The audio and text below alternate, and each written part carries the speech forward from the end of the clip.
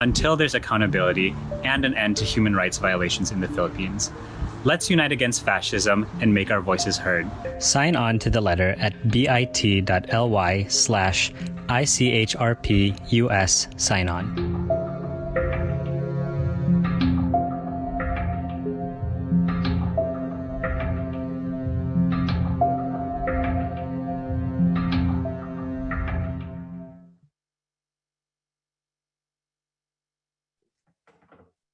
Thank you, everyone. If you are now just joining us, that was a video from Buy-in USA. We are at about 92 participants at this moment and letting folks in. So we'll just give them a couple more minutes and then we'll begin.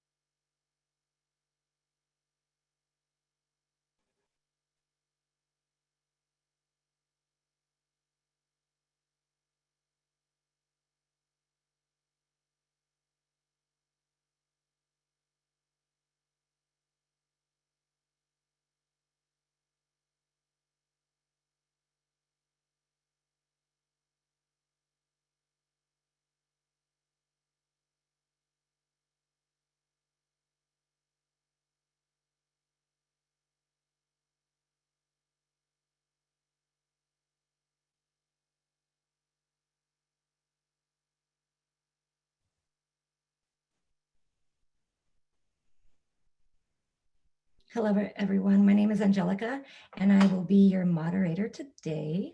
I'm from Gabriela USA, and appreciate everybody for joining us today for the No Arms Sale to Duterte, an educational forum about the impacts of US arms deals on human rights in the Philippines. Before we begin, let's get on the same page regarding our webinar conduct. So here we go. If you haven't already, please update your name in your little picture box and rename yourself with to also include your city and your organization and your first name. Please add press to your name if you are part of the press so we can indicate who you are. To minimize the noise, everyone is currently muted. If you have questions throughout our program today, please send all those to questions you kind of got to scroll down and find questions in the chat for the Q&A portion. And then this webinar is going to be streaming and is recorded and is live streamed on Facebook. To join the discussion on social media, please use this hashtag No Arms Sales to Duterte. Get on your Twitter, your Facebook, all that good stuff. So before we begin with our speakers today, I want to give a little bit of background on why we've decided to call for this webinar. On April 30th, the United States Defense Security Cooperation Agency announced State Department approval of 2 new foreign military sales to the Philippines. These arms sales are the latest effort of US imperialism to fund counterinsurgency efforts in the Philippines targeting the legal mass movement and revolutionary movement. What we know is that counterinsurgency programs have disproportionately affected civilians who criticize and resist fascist attacks on their land and livelihood. The arms sales must be exposed and opposed at all costs. Today, we're joined by the International Coalition for Human Rights in the Philippines, also known as ICHRP US, the Malaya Movement, and Buy-in USA, along with the Resist US-led War Movement, and other allies to learn more about the impacts of arms deals on human rights in the Philippines and learn how to organize against the sale. Our speakers are from the US and the Philippines and will provide experiences and also information about what the arms deal is, how it is impacting their communities in the Philippines, and what we can do to organize against it. For our first speaker today, we're inviting Drew Elizarde Miller from ICHRP US. Drew is the national coordinator for ICHRP US and is a member of the ICHRP Global Secretariat. Drew will be giving us an overview of the arms deal between the US and the Philippines. Welcome, Drew.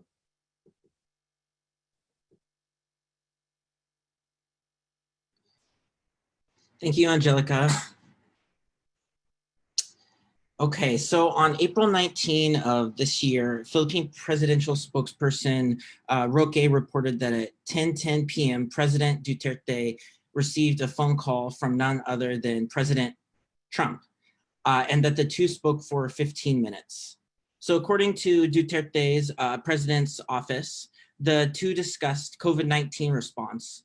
However, they mentioned that there was other things discussed that they were not willing to divulge.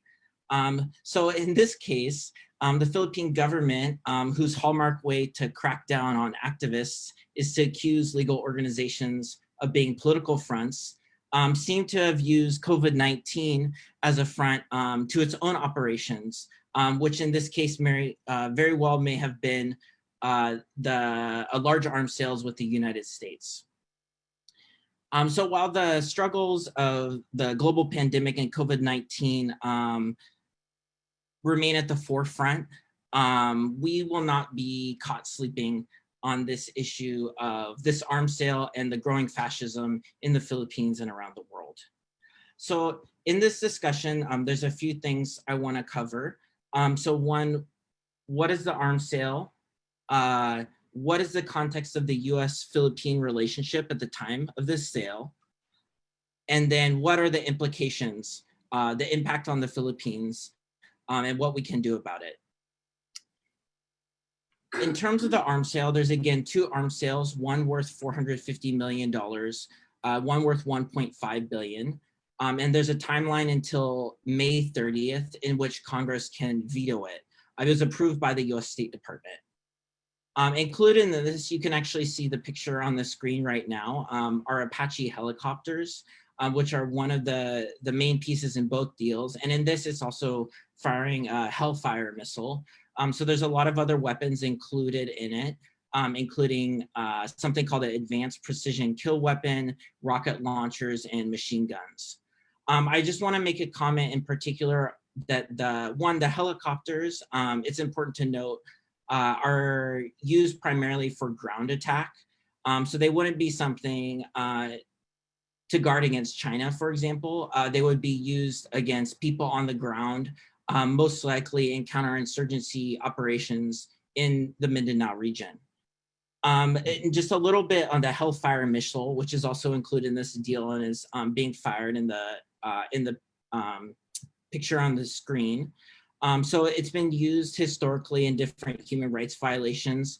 One case, which may be well known, is the bombing of Gaza in 2008 and 2009, wherein about 1,300 Palestinians were killed and more than 4,000 injured. It was also used in 2017 in airstrikes against a mosque in Aleppo, Syria, killing 49 civilians and injuring more than 100. And it was also used most recently in January in a US operation against Iranian General Soleimani, which again put us on the edge of a more intensified US intervention and war with Iran. And so that's the background of what these things have been used for. And so it's very clear that they've been used for human rights violations in US war around the world. And it's something that could very well continue with a sale to the Philippines. Along with the actual equipment transfer, a very important part of the deals to note is that they include training. So both deals would include both contractors with the company and US government officials and military officials in particular to do side-by-side training with the Philippine Army alongside using these. And so it's not just sending of equipment, but it's actually a direct involvement of US troops in actually operating wars. So next slide. What is the context of this sale? In terms of the US-Philippine relationship, you may be aware that there has been a cozy relationship between Trump and Duterte since both of their elections in 2016. So there was one phone call in which Trump is recorded as saying that Duterte is doing a good job with the drug war. In another case, Trump has called the Philippines a prime piece of real estate. And on President Duterte's end, this February, he actually said through his spokesperson, Pinello, that Trump should be reelected, that he's a good president, and commenting on the US elections that are currently happening this year. The other thing to remember about that connection is that it actually came, that comment of support for Trump came very quickly after the termination of the Visiting Forces Agreement.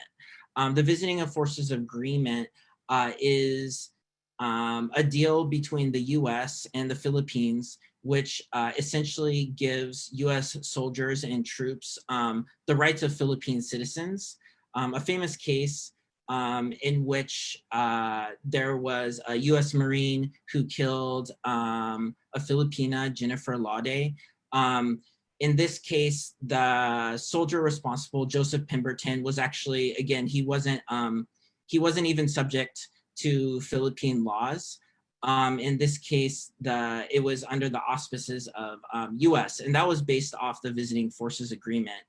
Because in that, even though a US soldier will have the rights of a Philippine citizen, while in the Philippines doesn't actually have the right to try them.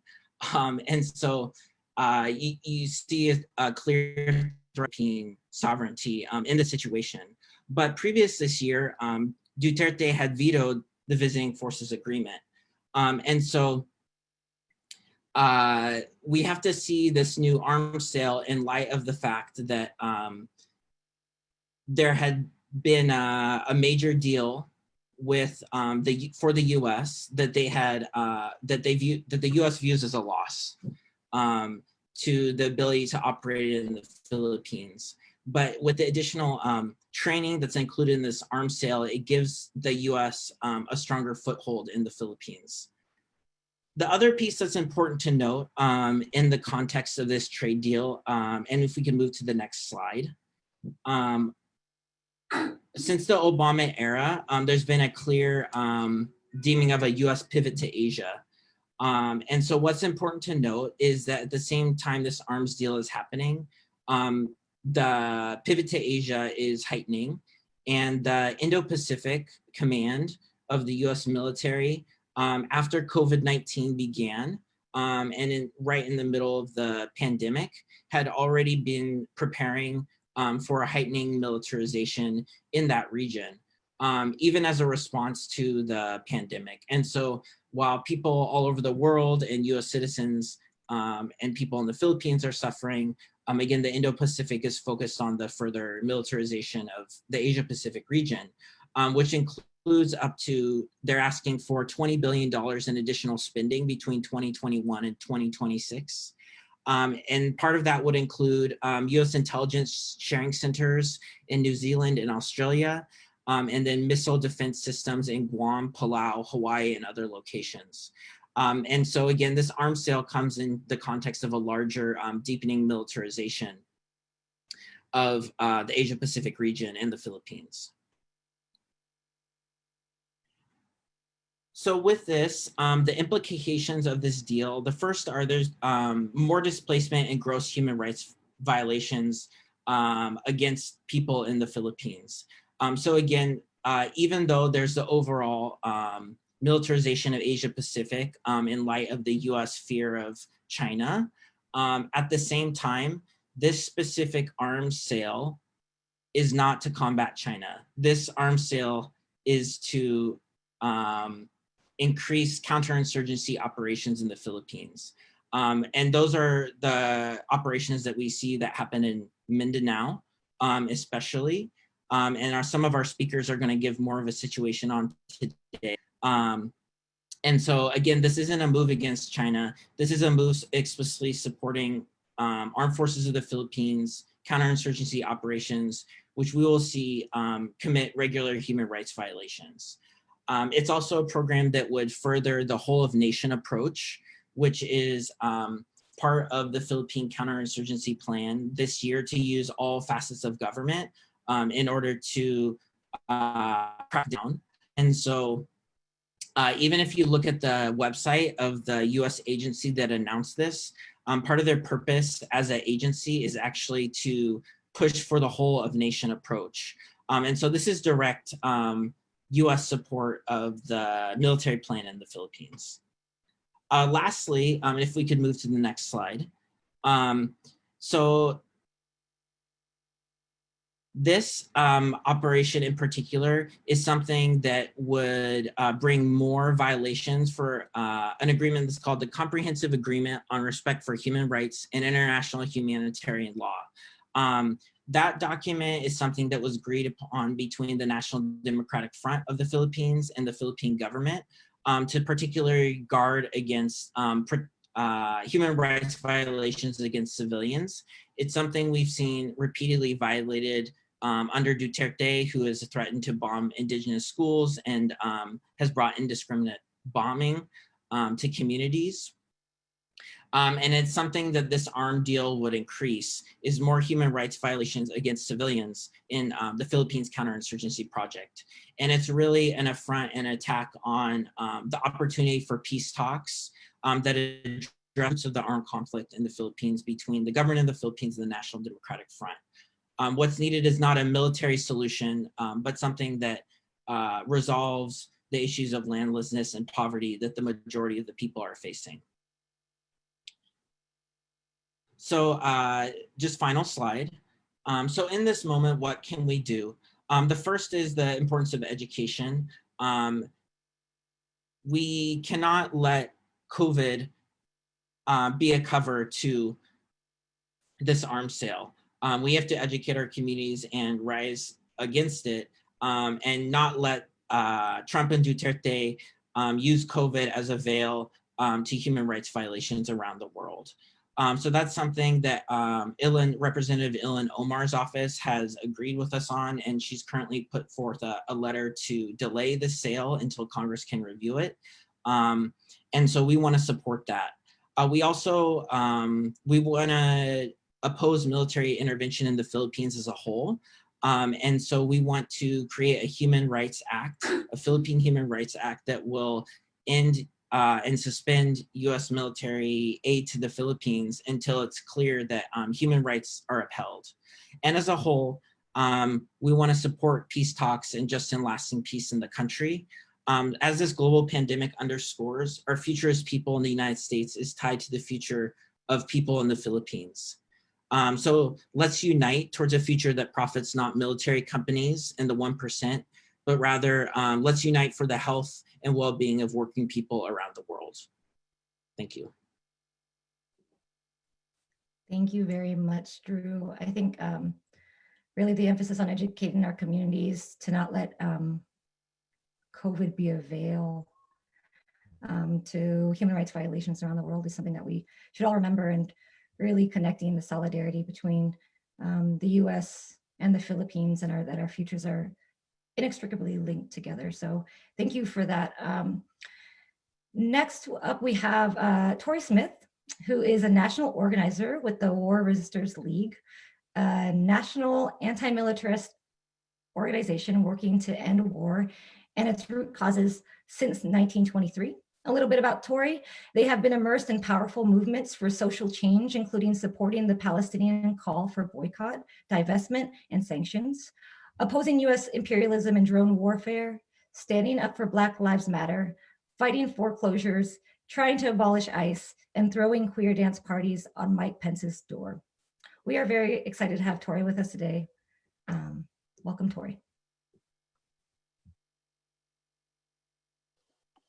Hi, thanks for having me.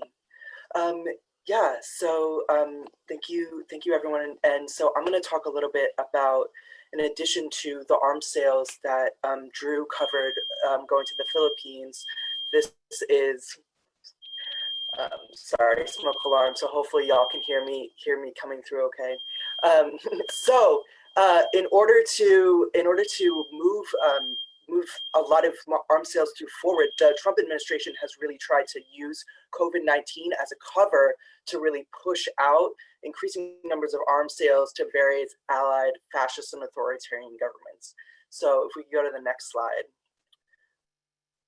So the first sale that I'm going to talk about is a sale to India for two separate types of weapon systems, both of which are various types of missiles or torpedo systems that the Indian government, as folks may know, is sort of continuing to slide into an increased aggressive nationalism through the ideology of Hinduvata, and has especially been very heavily involved over the past year in the occupation of Kashmir, which has been going on since 1947 and has really intensified over the last couple years, with the Indian military continuing to conduct airstrikes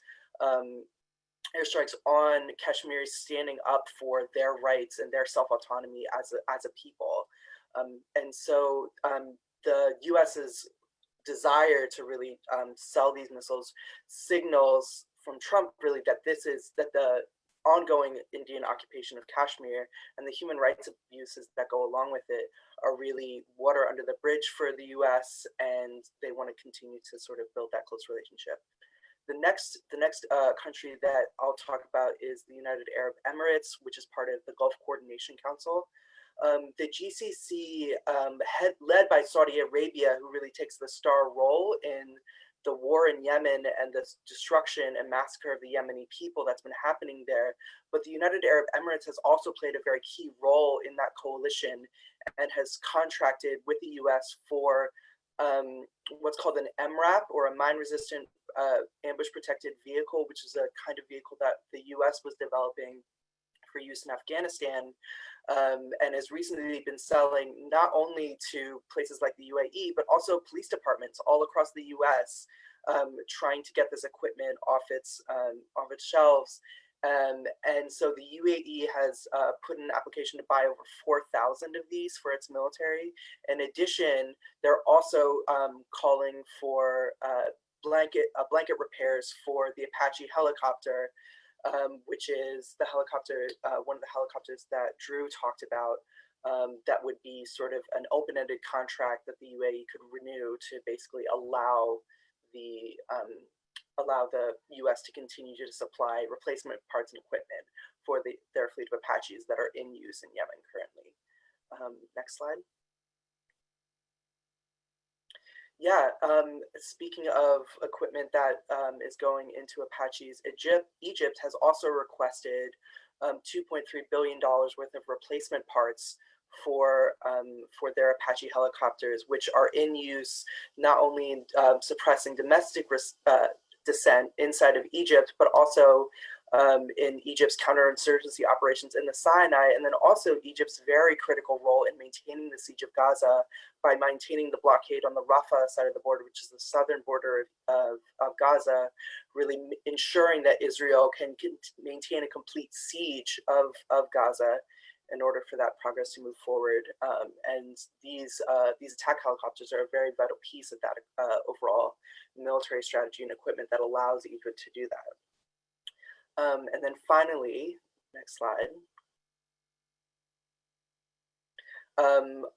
The Euro-fascist government of Hungary has requested $230 million worth of missiles to be supplied to Hungary. Hungary has been very involved in the International Security Assistance Force in Afghanistan, has been part and parcel of the US's occupation of Afghanistan, and is using that equipment and is ordering this to sort of solidify their position within that, even as they increasingly attack migrants attempting to cross their borders, suppress domestic dissenters, and then also continue to support the rise of fascism throughout Europe and really serve as a flag point for that. So these are all terrible sales for the people of the world, right? But as we know, someone always benefits. So can we go to the next slide? So many companies are involved in producing all of the equipment that goes into these machines. Even if these machines are manufactured by Boeing, there's often like tiny bits of equipment that are manufactured by smaller downstream arms manufacturers and stuff. But just looking at sort of the largest campaign contributions just this year a lot of these companies, taking them all together, has spent about $932 million to various campaign, Democratic, Republican, whoever. They pay everyone to make sure that this flow of arms out of the U.S. and to the Pentagon stays uninterrupted, and then also conduct a lot of very sophisticated lobbying operations on the US to make sure that the sales that we're trying to oppose like this go through. And so it's very, very important that we recognize that as we're going to push against these sales, which we absolutely should, and that War Sisters League is going to stand with all of you in trying to halt all these sales. And we salute Ilhan Omar for really standing up and being the voice of this, that also recognizing that we are up against a very sophisticated and complex and well-funded opposition in the term of the military-industrial complex. So thanks so much. Thank you very much, Tori. It was very, very in-depth and just another sign of really understanding how in the arms deal with the Philippines that we're connected with other countries and that we have to, we're all on the same side. So thank you again. Next up, we have our guest, Teacher Rose from Mindanao, who is a part of the Manobo tribe. Teacher Rose is from Saluponang International and with the Save Our Schools network, which is a network of child-focused NGOs, church-based groups, and other stakeholders advocating for children's rights to education. Teacher Rose, you are up.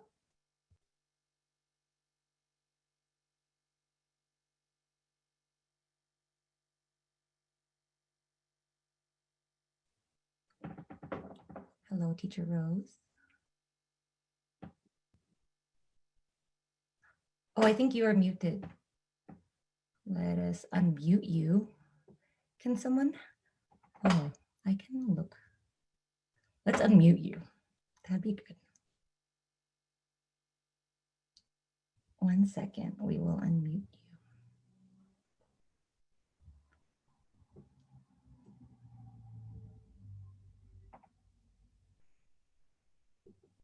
Okay, try again.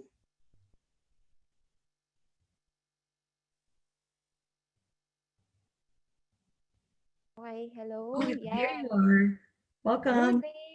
Good Yeah. day. So I'm Teacher Rose Sayahay from Save Our Schools Network. And before we go to my sharing and discussion about the present situation of our indigenous people, especially and Lumad communities, let me first give you some background of what is Lumad.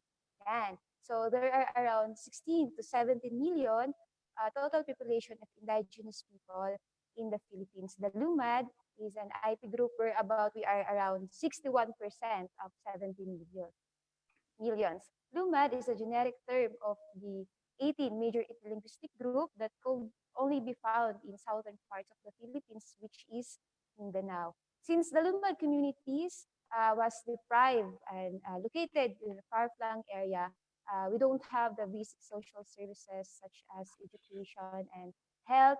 So through our initiative, way back 1980s, we built our own schools. And today, we are around 215 Lumad schools in Mindanao offer free education, having this kind of orientation, a mass-oriented, nationalistic, and scientific kind of education.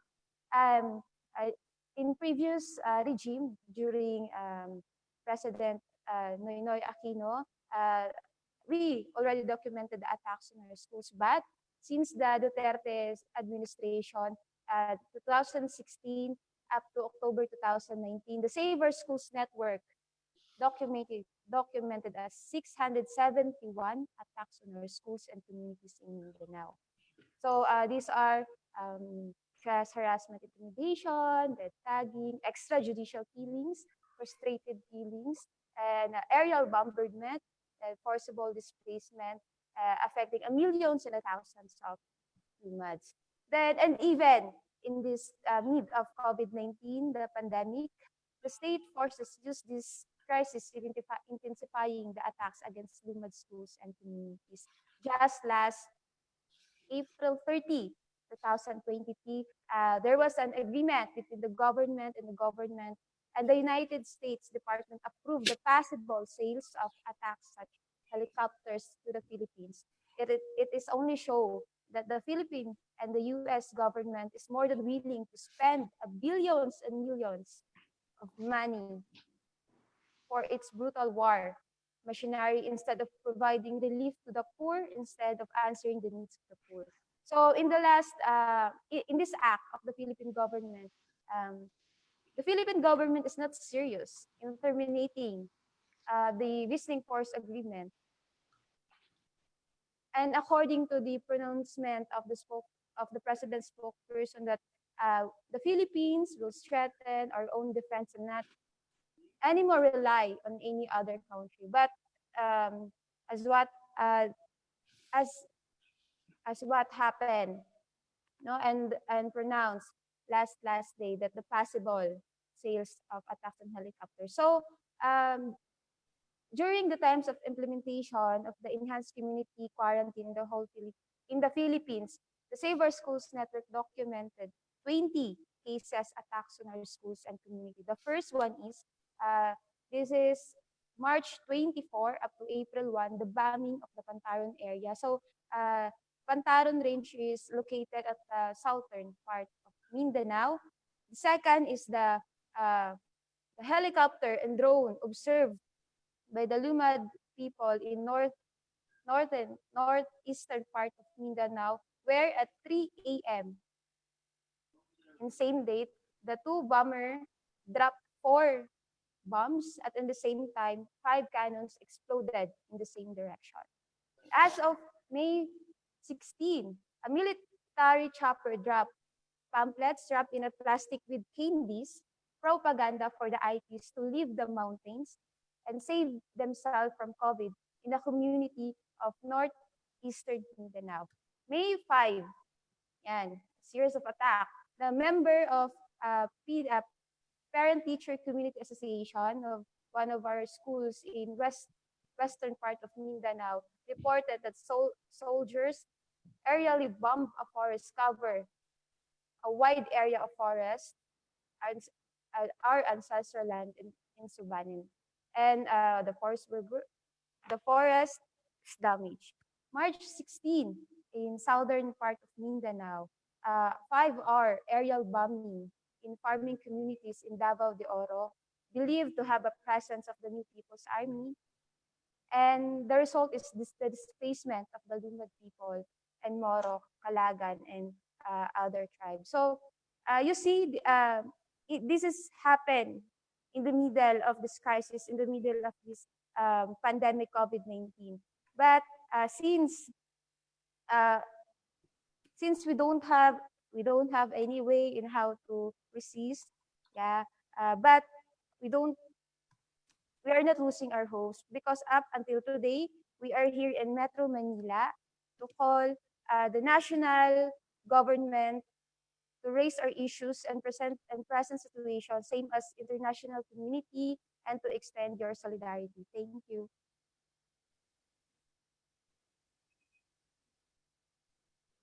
Thank you, Teacher Rose, for the context. And also, we're with you in solidarity as you're raising the issues to the national government in the Philippines.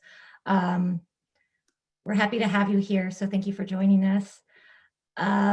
Next up, we have our last but not least speaker. Next, we have Amira Ali Lidasan from Suara Bangsa Moro.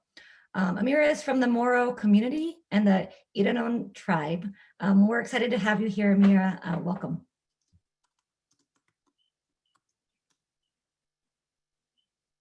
Yes, okay. Assalamualaikum.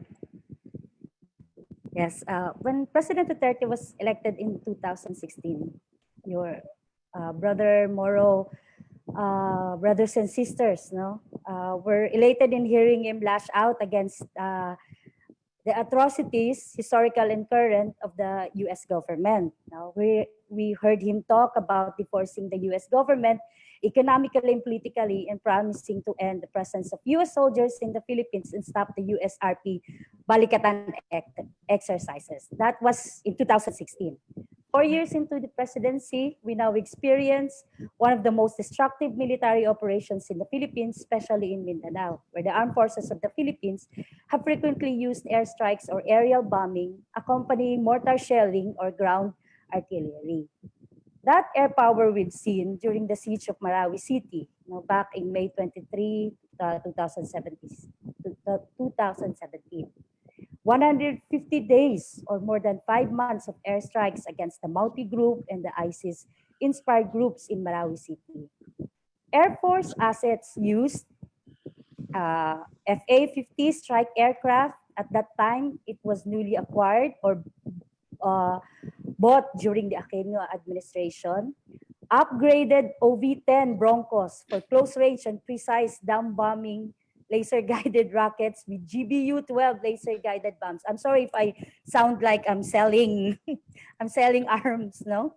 AW gun and rocket pods for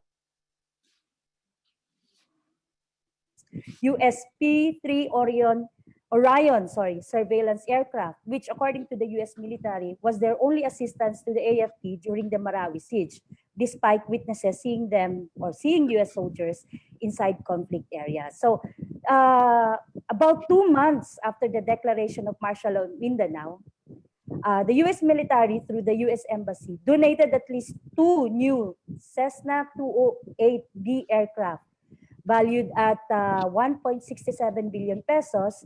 The US government said this will enhance the Philippine Air Force's counter-terrorism capabilities, specifically in Mindanao and Sulu areas. No? So that's the high power, firepower, no, that the Philippine government has against your brothers and sisters. Now, this Cessna aircraft, they gave it to the Philippine Air Force 300 Air Intelligence and Security Group, no, that's based in Zamboanga City, and this is the unit designated to operate counter-terrorism operation, no, that's for air intelligence surveillance, reconnaissance operations for the AFP. So, hearing all these aircrafts, no. You'd see what is the name of the game in military operation, what is the norm of military operations, specifically in Mindanao. So what was the impact of this military air power? In 2017 alone, more than 100 civilians were killed and wounded. Many were not thoroughly documented, and we have missing bodies, and most of them were not identified. 95% of the most affected areas, or at least 4 square meters, roughly about 5,297 properties were destroyed, including religious sites like mosque and madrasa. And until now, no, they're not rehabilitating it, they're not reconstructing it. At least 350,000 to 400,000 individuals were forced to evacuate Marawi City. And 3 years after the siege, there are still 25,000 or 355 families or 126,775 individuals who are still staying in transitory settlements with no guarantee that they can return to their communities because the government rehabilitation program prioritizes a regiment-sized military camp and economic zone, not the reconstruction of residence houses and religious sites. That is only in Marawi City and only in the year 2017. But since 2016, Duterte has been amassing firepower for counterterrorism, bombing areas in Sulu, Maguindanao, Lanao del Sur, Sultan Kudarat Province, North Cotabato, against groups that they categorize as ISIS-connected and terrorist groups like Abu Sayyaf, Bangsamoro Islamic Freedom Fighters, and other armed groups. In the first week of March 2020, this year alone, a week before the nationwide lockdown was announced, in response to the COVID-19 pandemic, the Philippine military conducted a 10-day military operations against the BIFF in the 2nd District of Maguindanao, using aerial bombing and mortar shelling, forcing at least 432 families to evacuate and stay in makeshift evacuation centers. The latest incident that resulted in that military operation is the death of 2 girls, ages 7 and 10 years old, after an 81 mortar hit their home on May 24, just this Sunday, no, at least Philippine time, Sunday, during our Eid al-Fitr celebration in Barangay Kitango, Datu Saudi Ampatuan, Maguindanao. The military denied it came from them, but they are the only ones who owns 81 mortar. No, it also wounded their mother, the mother of the two girls that died, and 12 other residents in Barangay Kitango, Datu Saudi Ampatuan. USRP military exercises also continued, and even on a large scale, with increased number of US soldiers and the US fighter and the use of fighter jets, assault ships, and drones. Australia and other Southeast Asian countries participated also in these Balikatan exercises. So Duterte is enhancing, despite of this BFA termination, is actually enhancing Balikatan exercises in the Philippines. Today, amidst the COVID-19 pandemic, the Philippine government, along with other ASEAN countries, has been stacking up military arsenal by buying new equipment. There's a good article in Manila Times by Armando S. Tolentino Jr. dated May 16, just last week, 2020, that the 10 member countries of ASEAN are into military procurement and even weapons development programs, while the rest of us is battling over COVID-19 or is asking the government for more budget for COVID-19. Our government is busy procuring war material. And so hearing this new USRP 2 billion arms deal only angers us, not only human rights organizations and peace advocates, but most of all, your Moro brothers and sisters and the rest of people of Mindanao, because we know that this will again be used against us. It will destroy our communities and result in more human rights violation. And the disheartening part of it is that no one was held responsible. That the government can do it again and again, without being held responsible for the death and destruction of our communities. We appreciate all the help that your organizations and movement have given us, your brothers and sisters in Mindanao. First, by informing us about the new arms sale, and by all your efforts to put a stop to the deal.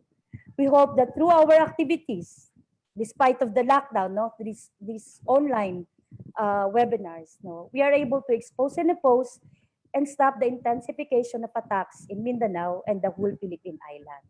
So this is a message from your brothers and sisters from Mindanao. Sukran, thank you, and Eid Mubarak. If there are Muslims there, to my brother and sisters who are participating in this webinar. Thank you, Sukran. Thank you very, very much.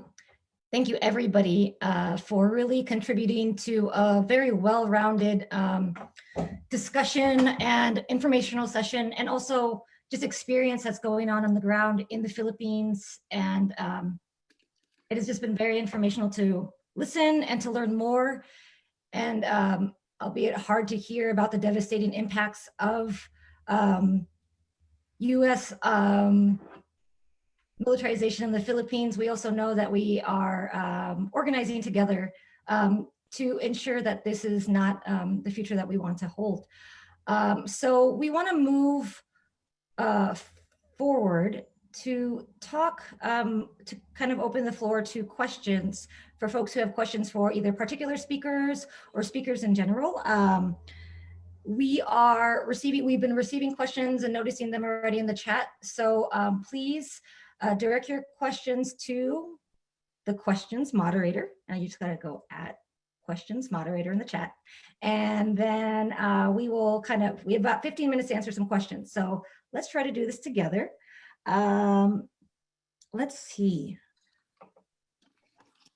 Let's do our first question. I'm just scrolling through the questions right now.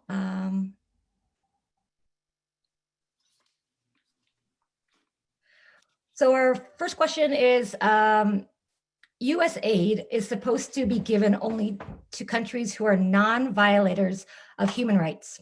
How exactly is this implemented, and how can the US be pushed to comply with this rule when it comes to the Duterte administration's alleged human rights violations?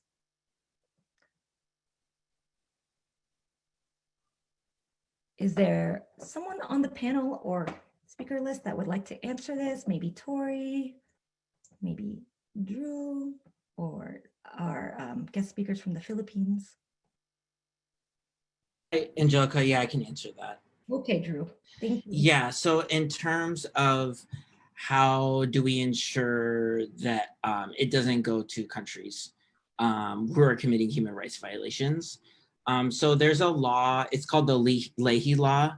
And basically it says, if there's a unit of a security force outside the United States that's committing human rights violations, we should give aid to them. So the part about that that's required in order to know that is the reporting in terms of the assessments of the military. So there will be like oversight, and then a report would say this unit of the military in this country committed these human rights violations, and therefore we can't give them aid right now. So the interesting thing about that is that one, we haven't seen a report on that about the Philippines related to the specific human rights violations of the AFP. So that's one thing we're actually missing that we need to ask the US government to provide. And that's one of the things that is mentioned in the Philippine Human Rights Act, which is the bill we're lobbying for against military aid specifically. And really, that's where it comes in our role as human rights organization and people within the United States, is we need to be the ones to launch grassroots campaigns to demand, one, the reporting and accountability that the military aid's not going to human rights violations, as well as to suspend human rights, or to suspend military aid until that's clear.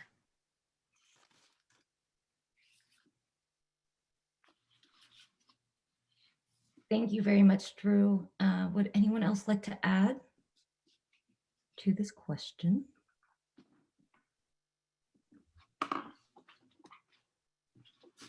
Thank you very much, Drew, for being so thorough. The second question that we have is, Ben Cardin from the Senate Foreign Relations Committee stopped a sale from the US to the Philippines in 2016 over concerns with human rights violations. Is there a reason he's not doing the same this time?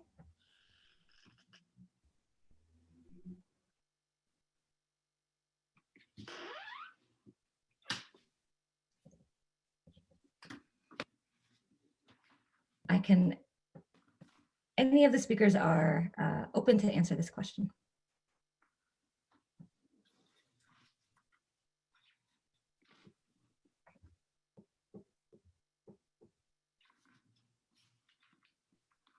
Oh, let me see. And I see that Tori is actually also wanting to answer some questions, but we have to unmute them. Let's do some of that. Okay. One quick second.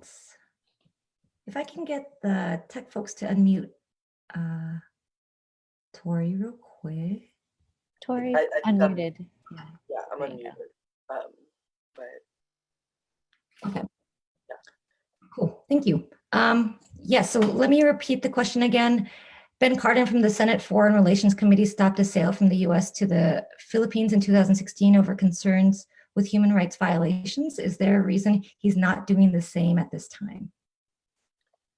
I think I'll let Drew sort of answer the more sort of political side of this, but I think that you know, when that sale was stopped back in 2016, it really set a precedent and actually put us in a really good position for the push that we're doing this time. It's just that it seemed easier at least from the WRL perspective, to try and start in the House where that was friendlier terrain from us, and then move into the Senate, which is why we approached Representative Omar about this, about interrupting this sale and the other sales that are mentioned in that letter.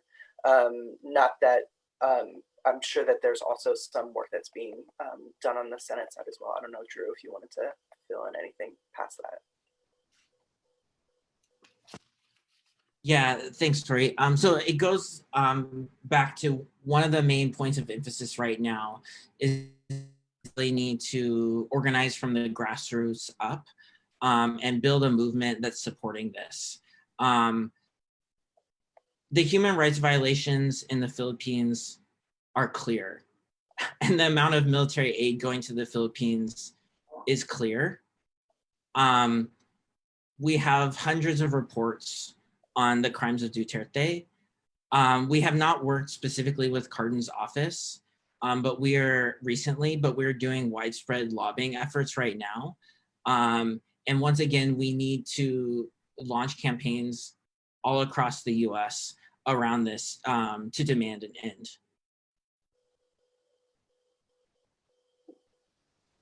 Thank you very much, Tori and Drew, for that answer. To the third question, just about kind of organizing on the ground and what is happening. How have the people in both the United States and the Philippines kind of reimagined or been creative about the direct action that that they are taking under lockdown? Maybe we can go to Amira and Teacher Rose, and to talk about kind of the organizing efforts on the ground in the Philippines, and then we can come back to Drew and Tori. Yes, Assalamualaikum. Yeah, I think you've been witness to the reports of our organizations, no, in Manila about the arrest, no, mass arrest of residents in Metro Manila, no, who were protesting against the lack of food supply because of the lockdown, no, and they were protesting, no, for their rights to be recognized, no, during this lockdown. They protested against the continuing human rights violations, no, due to the implementation of harsh enhanced community quarantines, no, and the death, no, of our colleagues, no, from the human rights and other people's organization, no. They've done it through online, as many of you may have participated. They have done it also physically, no. On May 1, there was several protest actions in Metro Manila and also in Mindanao, specifically in Davao, no, for the May Labor Rally. But it's also a protest against the harsh measures of lockdown. And then there's also online protests, no, about the shutting down of ABS-CBN, which we can immediately relate to slow attack, no, no, not slow, frontal attack against press freedom, no. So I think these are the ways, no, that our organizations, people's organizations here in the Philippines have managed to conduct, no, despite of the limitations brought about by the enhanced community quarantine of the Bayanihan Hilas 1 Act, no. But asking our lawyers, no, about are we really allowed, no, to, and also asking our medical and medical organizations, no, doctors and nurses organizations.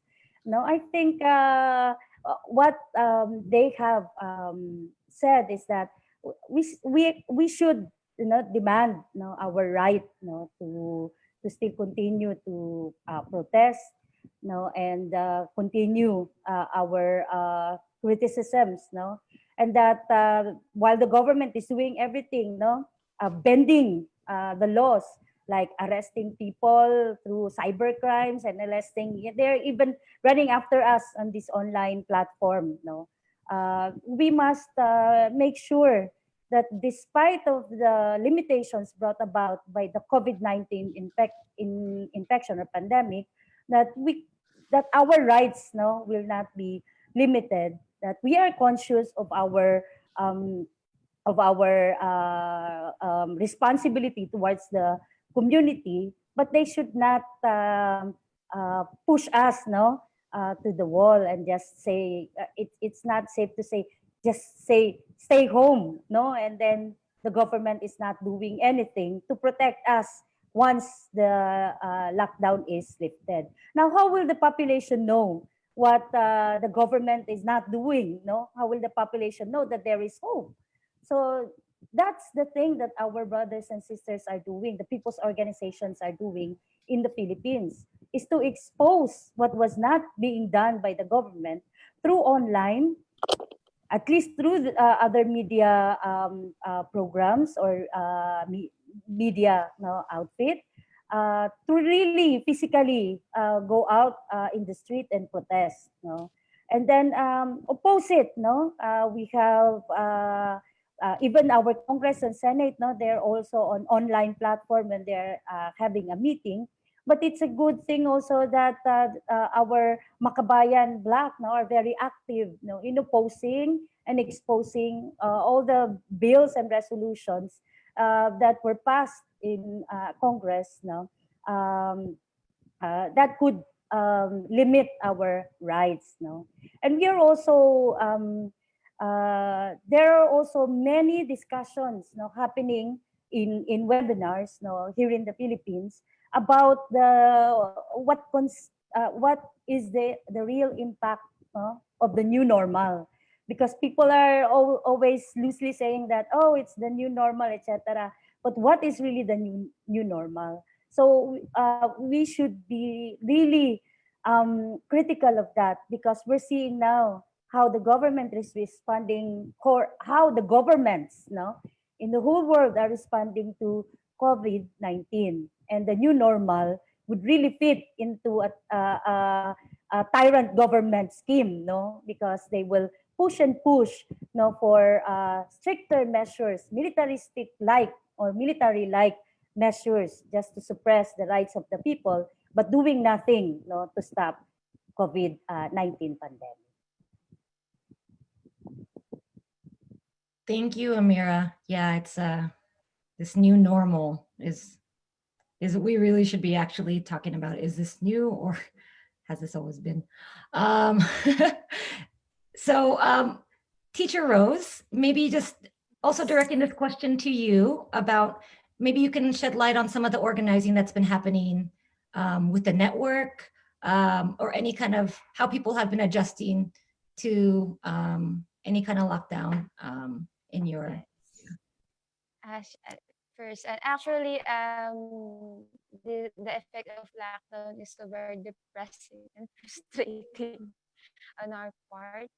Yeah, because of those bombings and continuous attacks on our schools. But we do expose and oppose. We have, and we also conducted a webinar discussion and a series of like forums online. And of course, while the enhanced community quarantine is active in our communities, we also have discussions and organizing. Yeah. Thanks. Thank you, Teacher Rose. Yeah, definitely. Can I add also to Teacher Rose, ano?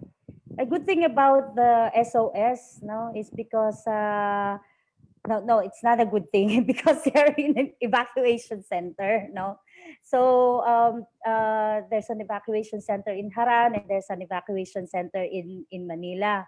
what really helped, no, is that because they are all in one community. So when we ask for an online protest, no, the SOS, no, our Lumad brothers and sisters are ready, no, to present their protest action inside the evacuation center, and it's very it's a reminder, no, constant reminder to us, no, about their plight, no, and last week I think, no, they held a press conference, and it's a good thing, no, because not so many people are aware of the attacks that is the continuing attacks, no, they're using the government, the local government in Davao, and the national government is using the COVID disease, no, the COVID virus, no, to raid their schools, and then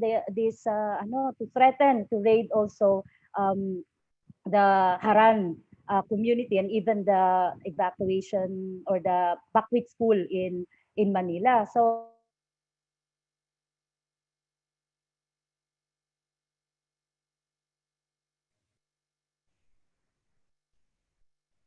Amira, I think we might have lost you. Hello. sorry for the slow internet connection. So that, no, it really helped that people are helping them technically, not to be on the online, and they're you can see, no, that they're really very much, no, affected, and very much involved also in this online protest, no. But the good thing is that because the children are there and the teachers are there, no, you see them in protest form, no. So every time we ask for an protest, online protest, you can see them physical distancing, no, observing physical distancing, but in a protest form and in a protest mode. So that's it. Thank you both very much. It's just good to hear of examples of how people are creatively addressing this time. I think there are more questions to be answered, but continue to, I think most of them actually have been answered through the chat. We are actually at the part of the program where we actually want to put everything into action, as we've been hearing the conditions on the ground in the Philippines, and also understanding the details of what is happening with the arms deal. So we are going to, before we move into kind of the end of our call to action, we want to invite our comrades from Resist to offer some words of solidarity for us today, and then we will move into calls of action. I believe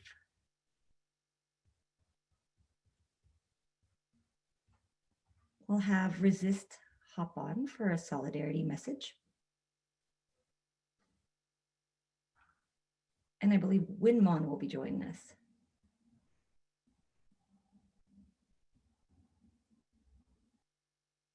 Hi, I see you in the chat. Hey, let us unmute you. They are saying hi. We'll do some unmuting.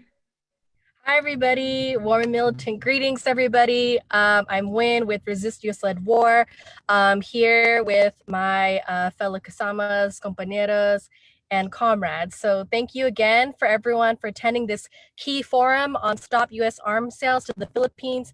Thank you, Aicher, Malaya, Bayan, along with speakers from the Philippines, sharing what's happening on the ground and sharing the atrocities in the U.S., sharing the atrocities the U.S. has committed in collaboration with the Duterte and previous regimes.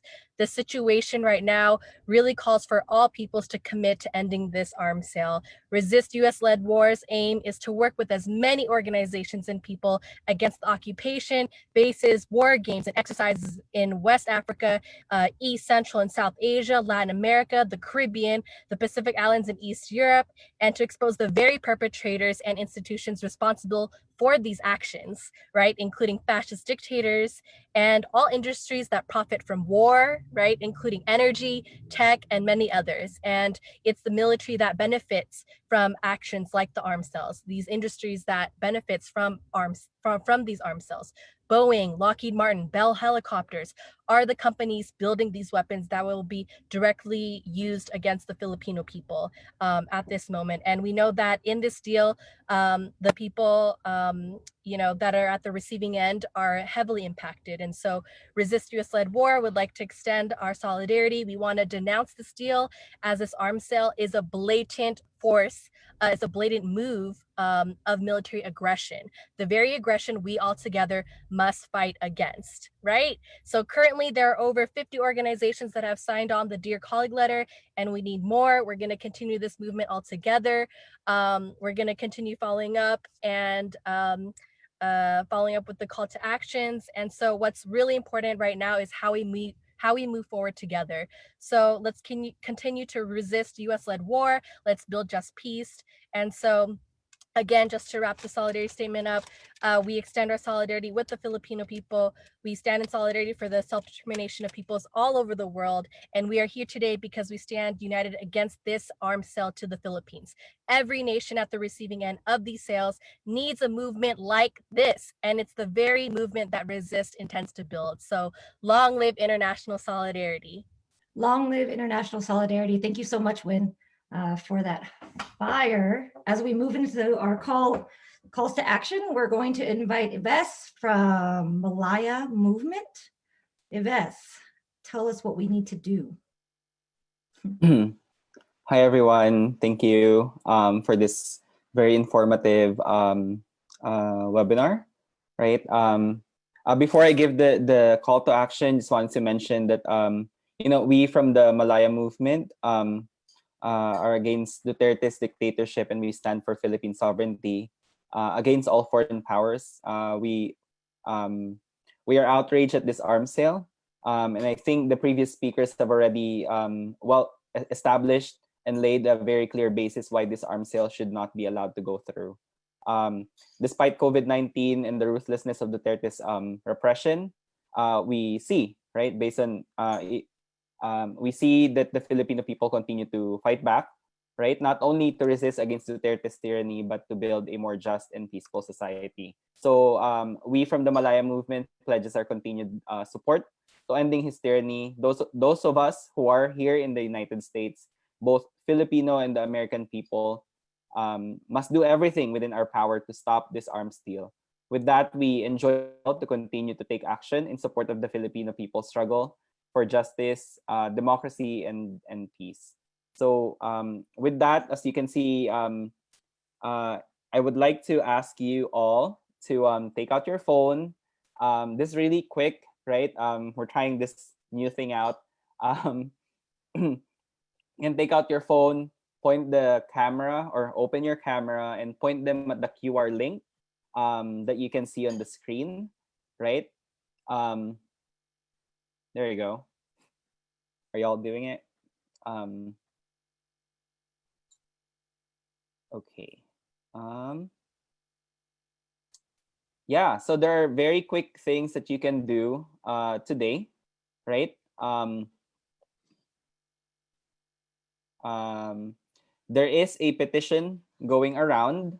I believe this is the petition that iChirp started, right? A petition. Oh, what if I'm on my phone and can't point at screen? Yes. Yeah, there you go. Okay. Yeah, so there's a petition. We're calling people to sign on to the iChirp sign-on letter to cancel the arms sales to the Philippines. You can also sign on to the Action Network, where you can send a letter to your legislator to urge them to sign on and lend their support to Ilhan Omar's letter to her colleagues. And lastly, we invite the organizations here on the call to sign on to our letter so that we can send this to Ilhan Omar, showing the grassroots support. One of our immediate action today is to show grassroots support in ending this arms deal, right? But the fight doesn't stop here. Stopping the arms deal is one thing, but there's another fight that we have to engage in, and that is to end U.S. support for the Duterte regime, right? By supporting the Philippine Human Rights Act, which launched recently, last May 20th, right? You can go to humanrightsph.org to learn more about the Philippine Human Rights Act. And as Drew and other speakers have mentioned, right, these are only one avenue of struggle, but necessary forms of struggle. But we must not forget that we have to build a mass movement. We have to organize. We have to build our networks. We have to join in alliances and build people power to not just stop and not just end U.S. support for the Philippine government, but to really give support to the Filipino people's struggle for peace, democracy, and justice. Thank you. Thank you very much, Yves. Again, thank you to all our speakers, our allies, everyone who joined us. We were at the highest point, we were about at 165 people. And we know that you all are either in community or part of organizations, that you will spread the education that you learned today around stopping U.S. aid to the Filipino government. So as we close, just a reminder, reiterating what everyone said today, continue to organize, continue to build the mass movement. We have to continue to educate our community, and we have to continue to support allies and organizations such as iChirp, Malaya, Buy and Resist, War Resisters League, follow SOS, Save Our Schools Network, follow all the organizations here on social media. Make sure you do that. And continue to utilize this time under COVID to still organize as one of our basic things that we must do to continue to fight the US war machine. So once again, thank you everybody for joining us today, and hope you have a good, solid evening. Bye. Thank you.